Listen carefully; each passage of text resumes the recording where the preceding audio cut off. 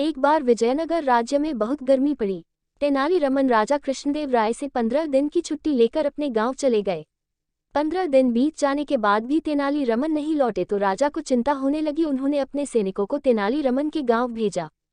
तेनाली की अनुपस्थिति में कुछ मंत्री राजा को तेनाली के खिलाफ भड़काने लगे। तेनाली रमन 1 महीने के बाद खुद ही दरबार में उपस्थित हो गए। राजा ने तेनाली से कहा कि तुमने 15 दिन के बाद लौटने को बोला था।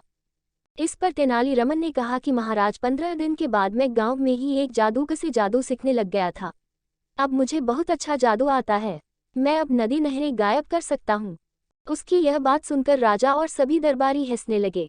तेनाली ने फिर से कहा, यदि आपको मेरी बातों पर भरोसा न हो रहा हो तो मैं इसको साबित कर सकता हूँ।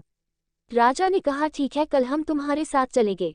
अगले दिन तेनाली राजा और कुछ मंत्रियों के साथ विजयनगर राज्य में चले गए।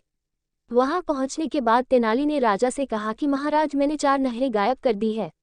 यदि आपको भरोसा न हो रहा हो तो आप मंत्री से पूछ लीजिए। आपने 7 नहरें बनाने को कहा था, लेकिन अभी यहाँ केवल 3 नहरें हैं। इस बात को सुनकर राजा को पता चल चुका था कि मंत्री ने बेईमानी की है, सही से नहरें, नदी बनाने का काम नहीं किया। मंत्री इस बात पर बहुत शर्मिंदा हुआ और राजा से माफी मांगने लगा। राजा ने उसको कारावास की सजा सुनाई। तेनाली ने राजा से कहा, महाराज, मैं 15 दिन के बाद गांव का दौरा कर रहा था, जिससे मुझे यह पता लगा कि गांव में बहुत सी नहरें, नदी खुदाई का काम नहीं हुआ है। राजा ने तेनाली को इस बात पर प्रसन्न होकर इनाम दिया।